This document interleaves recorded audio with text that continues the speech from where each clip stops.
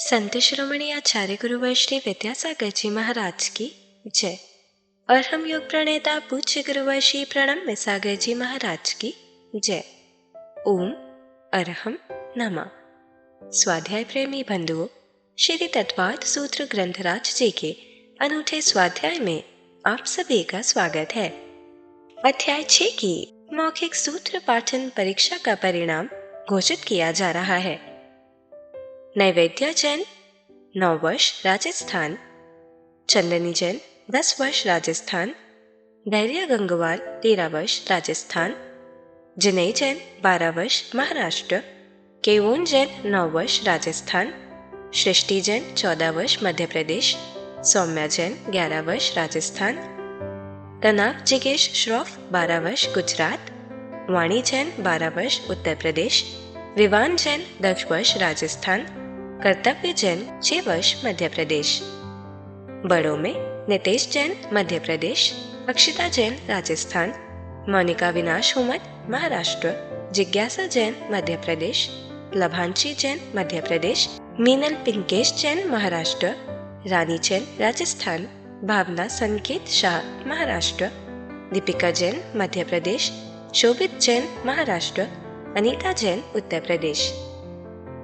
सभी विजेताओं को बहुत बहुत अनुमोदना और हम टीम आपके मंगल भविष्य की कामना करती है।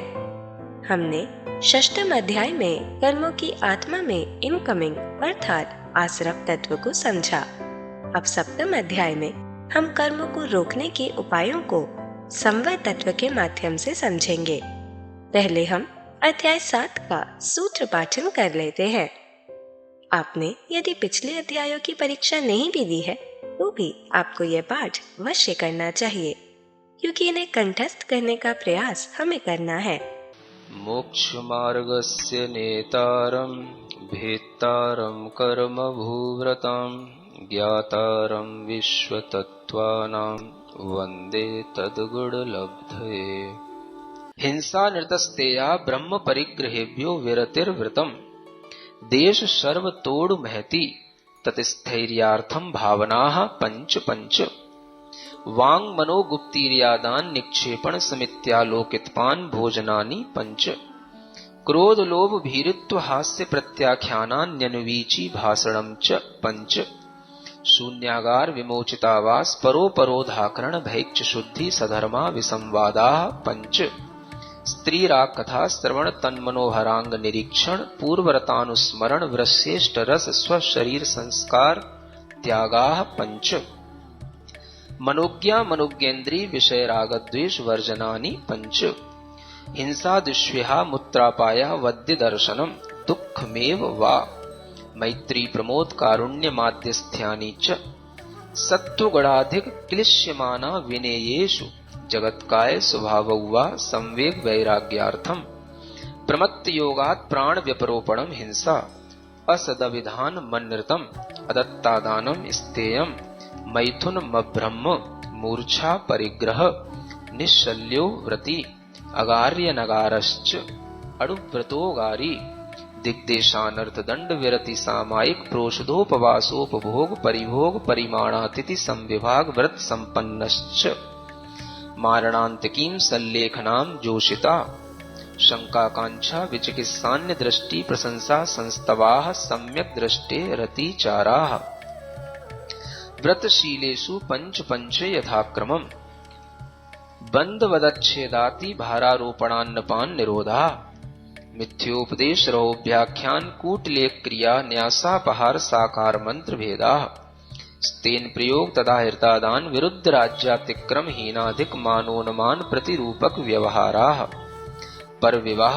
करणे त्वरिका परिग्रहीता परिग्रहीता गमनानंग क्रीड़ा काम तीव्रा विनिवेशाः क्षेत्र वास्तु हिरण्य सुवर्ण धन धान्य दासी दास कुप्य भांड प्रमाणातिक्रमाः ऊर्ध्वाधस्तिर्यक व्यतिक्रम क्षेत्र वृद्धि स्मृत्यंतरा धानानि आनयन प्रेष्य प्रयोग शब्द रूपानुपात पुद्गलक क्षेपाः कंदर्प कौत्कुच्य मौखर्या समीक्षा दिकरणोपभोग परिभोगा नर्थक ज्ञानी योग दुष्प्रणिधानानादर स्मृत्यनुपस्थानानि अप्रत्यवेक्षिता प्रमार्जितोत्सर्गादान संस्तरोपक्रमणानादर स्मृत्यनुपस्थानानि सचित्त संबंध सम्मिश्राभिसव दुपक्वाहाराः सचित्त निक्षेपापिधान पर व्यपदेश मात्सर्य कालातिक्रमाः जीवित मरणासंसा मित्रानुराग सुखानुबंध निदानानि अनुग्रहार्थम स्वस्यातिसर्गो दानम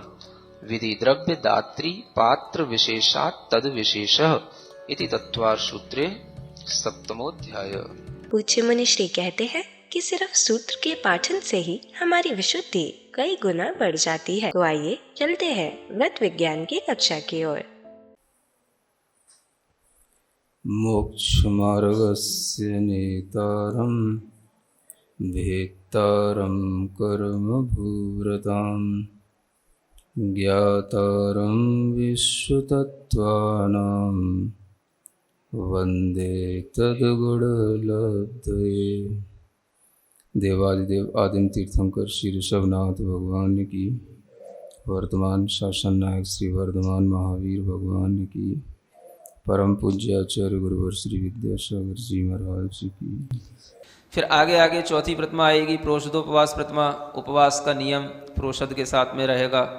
फिर सचित त्याग, ये छोटे छोटे से नियम उसके और बढ़ते चले जाते हैं और इस तरह से उसकी ये नियमों की संख्या बढ़ने से और उसकी प्रतिज्ञा बढ़ने से प्रतिमाओं का स्तर बढ़ता चला जाता है, उसकी विशुद्धि बढ़ती है, कर्म की निर्जरा भी बढ़ती है। असंख्यात गुणी जो कर्म की निर्जरा होती है यह भी देशव्रती के लिए प्रारंभ हो जाती है और जैसे जैसे उसकी प्रतिमाएं बढ़ती चली जाती हैं उसकी निर्जरा भी बढ़ती है, यदि वो उनका अच्छे ढंग से निर्दोष पालन करता है तो यह सामायिक प्रोषदोपवास भी ये व्रत के रूप में कहा गया है। और प्रोषदोपवास का मतलब होता है कि जैसे एक तो होता है उपवास और एक होता है प्रोषद उपवास। तो उपवास तो वो कहलाता है कि हमने जो एक दिन के भोजन का त्याग कर दिया, ये तो हो गया उपवास। प्रोषद शब्द इसलिए लगा है कि जिस दिन हमने भोजन का त्याग किया है वो तो त्याग है ही है, उससे एक दिन पहले भी शाम की भी भुक्ति का त्याग हो जाता है ना। और अगले दिन भी जो है वो जब मुनि महाराज को आहार दे ले उसके बाद भोजन करेगा तो अगले दिन की भी एक भुक्ति का उसका त्याग हो जाता है। यानी सुबह और शाम की व्रती श्रावक के लिए 2 भुक्ति मानी जाती हैं। तो जिसको प्रोषदोपवास करना है वो 4 भुक्ति का त्यागी हो जाता है।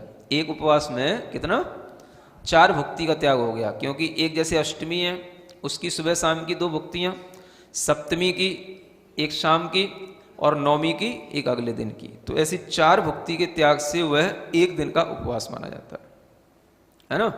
जिसको 2 दिन का उपवास होता है उसके 6 भुक्ति का त्याग हो जाएगा, है ना। 4 दिन तो हो गए 2 दिन के और एक पहले का एक बाद का, समझ आ रहा है ना।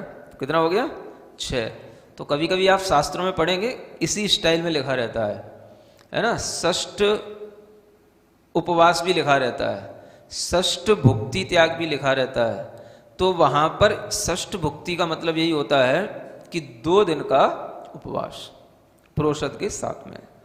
तो प्रोषद उपवास इसलिए यहाँ पर कहा गया। इसी तरीके से चतुर्दशी के साथ में लगाना होता है। तो जब भी वो उपवास करेगा इस तरह से एक दिन आगे और पीछे की इन भुक्तियों के त्याग के साथ में करेगा। ये जब नियम से करने का उसका व्रत बन जाता है, अथवा इसमें भी जघन्य मध्यम और उत्कृष्ट भेद हैं, उनका भी वह पालन करके प्रोषदोपवास का पालन करता है तो भी वो आगे की प्रतिमा वाला हो जाता है। लेकिन दूसरी प्रतिमा में भी वह कुछ ना कुछ करता है, चाहे जघन्य करे, चाहे मध्यम करे, चाहे उत्कृष्ट करे, प्रोषदोपवास का भी वो नियम से पालन करता है। फिर होता है उपभोग परिभोग परिमाण व्रत।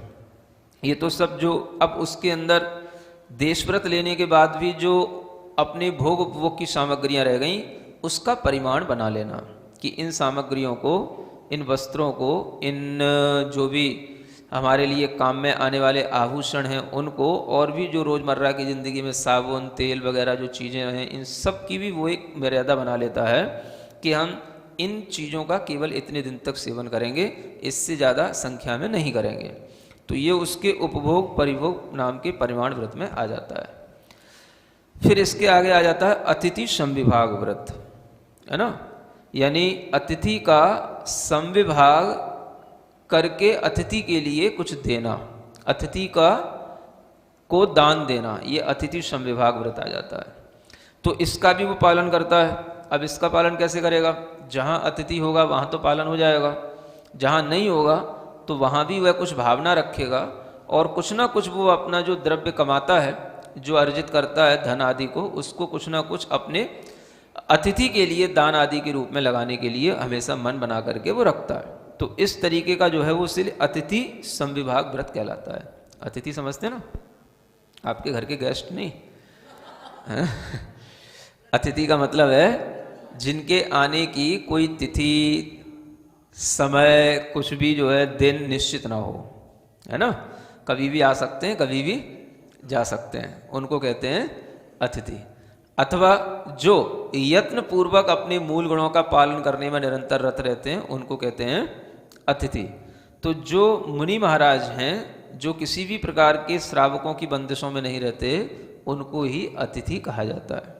उनके लिए वह कुछ श्रावक अपने मन से कुछ संविभाग करता है, माने कुछ विभाजन करके रखता है अपनी द्रव्य सामग्री का, जो उनके लिए योग्य दान देने के लिए होती है। आहार आदि के रूप में जो योग्य दान है उसकी देने के लिए जो सामग्री का विभाजन करना, उसका नाम अतिथि संविभाग। तो इन सब व्रतों से भी संपन्नश्च, अब यहाँ पर च क्या है, जो ऊपर अड़ुव्रत लिए उनसे भी युक्त हो, और ये सब जो 12 व्रत बताए इनसे भी युक्त हो। 3 तो गुण व्रत हो गए और ये 4 शिक्षा व्रत हो गए, सामायिक, प्रोषदोपवास, उपभोग परिभोग परिमाण व्रत और अतिथि संविभाग। इन 4 शिक्षा व्रत और 3 गुण व्रतों से युक्त होने से वो 7 और 5 12 व्रतों से युक्त जब हो जाता है, तो 12 व्रतों से युक्त वह श्रावक देशव्रती श्रावक होता है। वही मुख्य रूप से पंचम गुण स्थान वाला श्रावक कहलाता है। ये बात अलग है कि दर्शन प्रतिमा लेने से भी आचार्यों ने उसको पंचम गुण स्थान वाला माना है, लेकिन वह व्रती तब कहलाएगा जब वो इन 12 व्रतों को धारण कर लेगा। उससे पहले वो अड़ुव्रती कहलाएगा। देशव्रती जो श्रावक है वो 12 व्रतों के बनने पर बनेगा। तो इस तरह से वह इन व्रतों से संपन्न हो जाता है। संपन्न समझ रहे हैं ना? अब उसकी संपन्नता किसमें है? पैसा इकट्ठा करने में नहीं, धन बढ़ाने में नहीं, घरों की संख्या बढ़ाने में नहीं, व्यापार बढ़ाने में नहीं। उसकी संपन्नता किसमें समझेगा? वो व्रतों को अच्छे ढंग से पालने में वो अपनी संपन्नता समझेगा। जो व्रत उसके लिए गए हैं उनका वह निरतिचार पालन करेगा, इसी से वो अपनी आत्मा को संपन्न बनाएगा। संपन्न माने भरा हुआ, है ना, उसी में अपना वैभव समझना, उसी से परिपूर्ण होना। तो इन व्रतों से जो परिपूर्ण हो जाता है वह अगारी गृहस्थ श्रावक कहलाता है। और ये सब नैष्ठिक श्रावक के एक तरह से भेद बता दिए गए हैं, ठीक है ना। अब इसके आगे आचार्य कहते हैं जो श्रावक है, चाहे वो अड़ुव्रती हो और या इस तरीके के देश व्रत को धारण करने वाले हों, चाहे पाक्षिक हों चाहे नैष्ठिक हों, वो अपने अंदर ये भावना करते हैं कि अंत में हमारा मरण भी समाधि मरण हो। और ये सूत्र सभी के लिए है, चाहे अड़ुव्रती हो चाहे महाव्रती हो। आचार्य कहते हैं मारणांत कीम सल्लेघनाम जोशिता, मरण के अंत में, है ना, जो होता है उसको बोलते हैं मारणांत की। जब मरण का समय आता है तो मरण का जो अंत समय है उसमें जो घटित होने वाली प्रक्रिया है वो है सल्लेखना। और उस सल्लेखना को ग्रहण करना कैसे करना? जोशिता, जोशिता का मतलब होता है उत्साह पूर्वक, जिसे आप अपनी भाषा में जोश बोलते हो, है ना, जोश के साथ, उत्साह के साथ। ऐसा नहीं कि अब हमने व्रत लिए थे तो मरने का टाइम आ गया तो सल्लेखना तो लेना ही पड़ेगी। तो ये पड़ेगी वाली बात नहीं होनी चाहिए। सल्लेखना मैं ले रहा हूँ उत्साह के साथ, प्रीति पूर्वक, जिसको बोलते हैं इंटेंसली भी हो और जॉयफुल्ली भी हो। तो इस तरीके से जो उसके अंदर अंत में मरण को करने की जो भावना आती है और उसके कारण से वो जो सल्लेखना करता है, वही उसके लिए सबसे बड़ा व्रत का फल होता है। तो सल्लेखना का मतलब होता है, लेखन माने होता है क्रश करना, सत माने होता है समीचीन रूप से, है ना। लेखन माने क्या है? लेख धातु जो होती है क्रश करने के अर्थ में आती है। जैसे हम कोई भी पत्थर है उसको हम जैसे उस दूसरे पत्थर से घिसें तो वो क्या कर रहे हैं? उसको घिस रहे हैं, क्रश कर रहे हैं, है ना। तो इसी तरीके से हम किसी पत्थर को धीरे धीरे उसके और टुकड़े टुकड़े कर रहे हैं। क्या कर रहे हैं? उसको क्रश कर रहे हैं। तो यहाँ पर भी संलेखना शब्द क्रश करने के अर्थ में है, क्रश करना है। जैसे लेखनी को भी क्रश किया जाता है ना, पहले जो कलम होती थी उसको बनाया जाता था, है ना, मोटी हो गई तो फिर उसको ब्लेड से पतला किया जाता, तो क्रश करना इसको बोलते हैं। ऐसे ही क्रश करना। आप किसको क्रश करना? तो आचार्य कहते हैं बाहर से शरीर को और भीतर से कसायों को, दोनों चीजों को क्रश करना है। बाहर से शरीर को क्रश करने की भी प्रक्रिया होती है। धीरे धीरे उस भोजन का त्याग करना जो भोजन शरीर को ज़्यादा बलिष्ठ बनाता है, जो भोजन शरीर के लिए ज़्यादा गरिष्ठ होता है, ऐसे भोजन का पहले त्याग करो। फिर उस भोजन का त्याग करते करते हल्का भोजन लेने लग जाओ। हल्का भोजन लेते लेते फिर और भी जो भी चीज़ें हैं जो शरीर में ज़्यादा बल देती हैं उस चीज़ का भी त्याग करो, दूध आदि। फिर उसके बाद में भोजन की जो मात्रा है उसको भी कम करो, और वह मात्रा कम करते करते वह कुछ भोजन की बस आधा फुल्का एक फुल्का तक आ जाए, है ना, उसको भी कम करो। फिर उससे भी छोड़ करके केवल, है ना, मतलब छाछ पर आ जाओ, और फिर छाछ को भी कम करते करते केवल पानी पर रह जाओ। और फिर जब लगे बिल्कुल अंत समय आ गया तो पानी का भी त्याग करके पूर्ण रूप से नमोकार मंत्र का ध्यान करते हुए बस शरीर को छोड़ दो। तो ये कहलाती है धीरे धीरे से क्रश की गई संलेखना की प्रक्रिया। और इसी के साथ में उसके भीतर कसाएं भी कम होती चली जाती हैं। तो कसाएं कैसे कम होंगी? अब उसको जो नहीं मिलता है तो उसमें वो उसको नहीं देखता जो नहीं मिलता है, वो ये देखता है कि जो नहीं मिल रहा है तो हमारे लिए अच्छा है। उसमें अपनी कसायों को इतनी मंद करता चला जाता है कि उसे किसी भी भोग की सामग्री, भोजन की सामग्री पर कोई भी उसकी आसक्ति भीतर से भी नहीं होती। समझ आ रहा है? और वह भीतर ही भीतर अपनी अंदर समता भाव की वृद्धि करता चला जाता है। क्षमा सबके पर धारण करता है, किसी से कोई राग नहीं, किसी से कोई द्वेष नहीं, सबसे क्षमा भाव। और अपनी कसाएं बिल्कुल उसके इतने नियंत्रण में रहती हैं कि कोई भी उसके लिए उतना भी दे तो भी और न दे तो भी उसको उससे प्रयोजन ही नहीं, क्योंकि उसे पता है अब ये सब छोड़ना ही है। अब वो वाली बात नहीं है कि हमने ये छोड़ दिया था तो अब हमें इतना तो मिल रहा है, और इतना मिल रहा है तो इतना क्यों नहीं मिल रहा है, इतना तो मिले जितना हमने लेने का संकल्प कर रखा है। तो ये वृत्ति उसकी तब छूट जाती है। नहीं समझ आ रहा है? कोई भी श्रावक होता है या कोई भी साधक भी होता है, साधु भी होता है, तो कोई चीज छोड़ता है तो अपने दिमाग में रखता है कि ये नहीं लूंगा तो ये लूंगा। अब उसको वो नहीं लेना, वो तो ठीक है, जो लेना है वो नहीं मिले तो उसकी मानसिकता क्या हो, ये समझने की बात है ना। तो कई साधकों को तो इसीलिए गुस्सा आता है, कई बार आपने देखा होगा कि जो उन्हें लेना होता है वो नहीं मिलता है तो फिर उन्हें गुस्सा आता है, तुम्हें पता नहीं मेरा किस चीज का त्याग था, तो मैं ये नहीं खाता, मैं इसलिए मुझे ये चाहिए था। समझ आ रहा है ना? तो वो वृत्ति फिर उसके अंदर बिल्कुल भी नहीं रहती, एक श्रावक के अंदर भी, क्योंकि उसे पता है कि मरना है 4 दिन बाद, 8 दिन बाद, और उसके लिए वह किसी भी तरीके की अपनी कसाय भाव उस भोजन के प्रति रखता ही नहीं। मैंने ऐसे ऐसे भी साधक देखे। एक संलेखना दादाजी की, मतलब एमपी में बेगमगंज में था मैं, तो वहाँ पर एक बाबा जी आए थे, उनकी संलेखना हुई।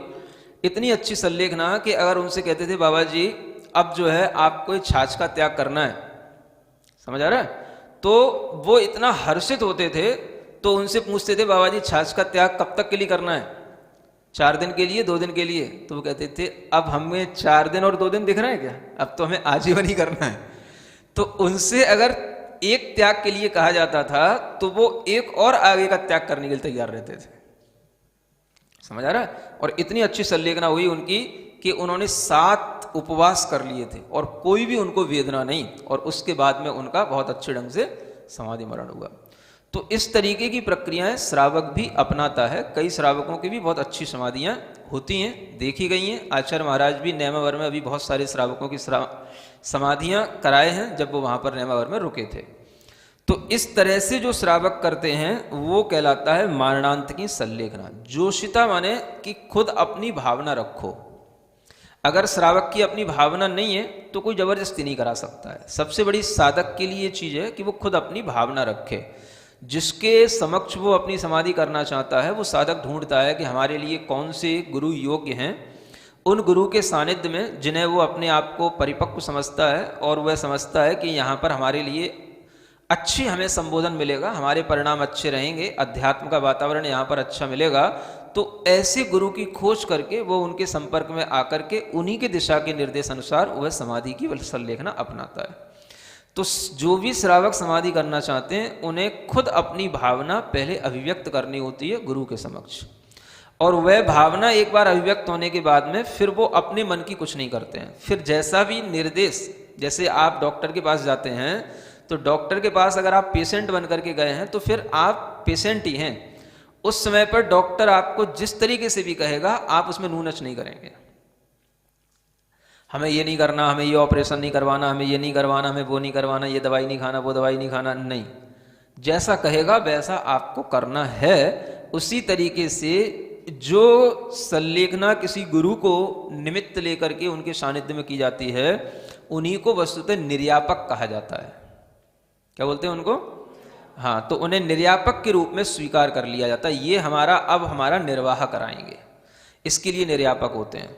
तो इसलिए जो है वह श्रावक इस तरीके की खोज करता है, साधु भी इसी तरीके की खोज करते हैं कि हम कहाँ पर किसके सानिध्य में इस तरीके की संलेखना कर पाएं। तो यह संलेखना इसलिए प्रीतिपूर्वक होती है, अपने स्वयं के भाव से होती है। कोई दूसरा जिस गुरु ने आपको व्रत दिया है या प्रतिमाएं दी हैं या कोई भी तरीके के व्रत संकल्प दिए हैं, वो आपसे चला के नहीं कहेगा कि आप साधना मतलब आप समाधि करो। समाधि करने वाला खुद अपने मन में भाव बना करके उन गुरु के पास जाए तो वह कहलाती प्रीतिपूर्वक उसने समाधि को स्वीकार किया है। ये सबसे बड़ी चीज है। ये चीज ध्यान में रखते हुए ही जो व्यक्ति इन व्रतों का पालन करता है उसके लिए संसार में फिर कुछ बचता नहीं है। क्या बचेगा? जिसने अपने शरीर से मोह का त्याग कर दिया, अंत समय में जिसने भोजन पानी से त्याग कर दिया, राग अब कहाँ बचा, कसाय बची कहाँ, किसके लिए अब क्या उसके मन में संस्कार बचे? तो जिसके अंदर ये सब संस्कार छूट गए तो उसका अब आगे आचार्य कहते हैं जन्म मरण न तो 2-3 भव से ज़्यादा 7-8 भव और कम से कम 2-3 भव, बस इतने में उसका कल्याण हो जाता है। उस आत्मा को बिल्कुल कर्म से मुक्ति मिल करके मोक्ष की प्राप्ति हो जाती है। इस तरह की प्रक्रिया अपनाने का नाम ही सम्यक दर्शन ज्ञान चारित्र के माध्यम से मोक्ष मार्ग पर चलना है। ठीक है ना? तो ये जो है व्रतों के बारे में सब कहा गया। आगे का प्रकरण अतिचारों के साथ शुरू होता है जिसको बाद में प्रारंभ किया जाएगा। धन्य है हमारा पुण्य जो मुनिश्री इस प्रकार हमें शुभ भावनाओं का अर्थ बताते हुए व्रतों को सावधानी पूर्वक कैसे पालन करे यह समझा। यह पुण्य आप और भी बढ़ा सकते हैं। अपने परिवार, मित्र, समाज के लोगों को इस स्वाध्याय से जोड़कर आपको सिर्फ उन्हें हमारी वेबसाइट etv.arham.yoga शेयर करनी है और उन्हें ये सभी क्लासेस एक जगह पर एक साथ मिल जाएंगी। आज का सवाल जीतने का और मुनिश्री के समक्ष अपनी शंका रखने का भी एक मौका मिलेगा। तो आज ही अपने बच्चों, मित्रगणों, परिवारजनों को इस अनोखे स्वाध्याय से जोड़ें। ओम अरहम नमः। तो चलिए आज की कक्षा की एक क्विक रिवीजन कर लेते हैं।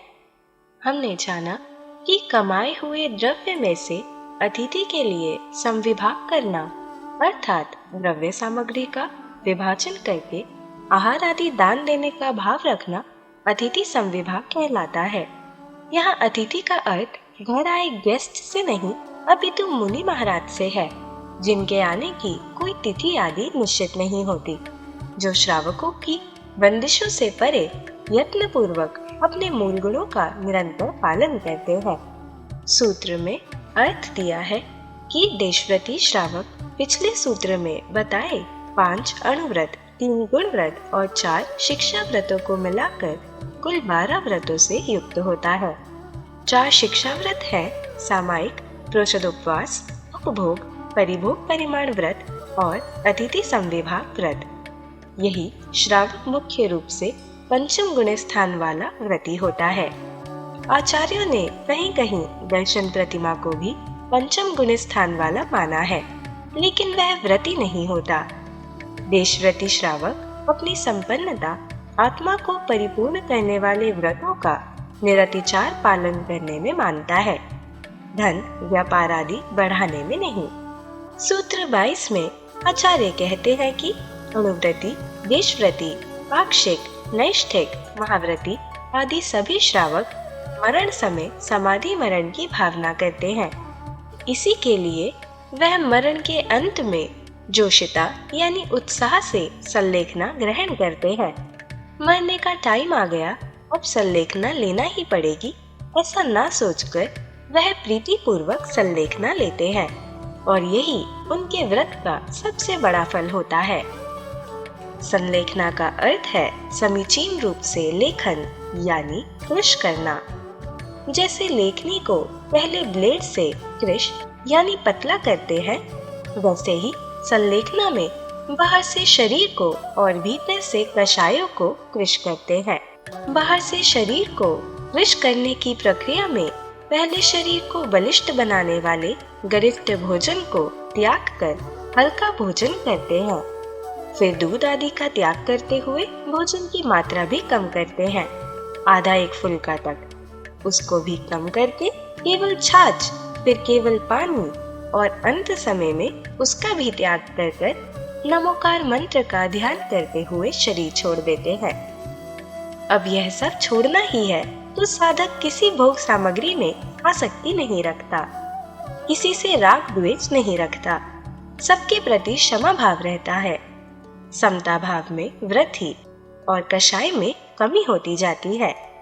अक्सर साधक साधु जब कोई चीज छोड़ते हैं तो अपने दिमाग में उसके स्थान पर कोई और चीज रख लेते हैं कि ये नहीं ये ले लूंगा, पर संलेखना करते श्रावक की वह वृत्ति भी छूट जाती है। मुनित्री ने बताया कि श्रावकों को भी बहुत अच्छी समाधियां होती हैं। आचार्य महाराज ने नेमावर में बहुत सारे श्रावकों की समाधियां कराई थी। बेगमगंज मध्य प्रदेश के एक बाबा जी बड़े हर्ष भाव से चीजें त्यागने में आगे रहते थे। 7 उपवास के बाद भी उनको कोई वेदना नहीं थी। हमने जाना कि साधक खुद अपने लिए योग्य गुरु के समक्ष उनके सानिध्य में संलेखना करने की भावना रखता है और एक बार अभिव्यक्त होने के बाद वह अपने मन से कुछ नहीं करता, जैसे डॉक्टर के पास पेशेंट नुनच नहीं करता। वह गुरु को निर्यापक के रूप में स्वीकार करता है, क्योंकि अब वे ही उसे निर्वाह कराएंगे। इसलिए श्रावक साधु संलेखना के लिए सानिध्य खोजते हैं। व्रत आदि देने वाले गुरु भी समाधि करने के लिए नहीं कह सकते, यह स्वयं का भाव है। जिसने अपने शरीर से मोह को त्याग दिया, अंत समय में भोजन पानी त्याग दिया, उसके अंदर अब राग कषाय मन में संस्कार कहाँ बचे। इसीलिए आचार्यों के अनुसार 2, 3 से 7, 8 भाव में उसका कल्याण हो जाता है। तो चलिए अब हम सभी जनवाणी स्तुति करेंगे और तत्पश्चात समय होगा आज के सवाल का। सिरिजिणवाणी जग कल्याणी जग जन मदतम मोहरी जनमण हारी गढ़हर हारी जम जरा भव रोग हरि तिथ्य राणम दिव्य झुणिम जो पढ़ई सुनई मय्ये धारई राणम सौख मणंतम धर्य सासद मोक्ष पदम पावई सासद मोक्ष पदम पावई।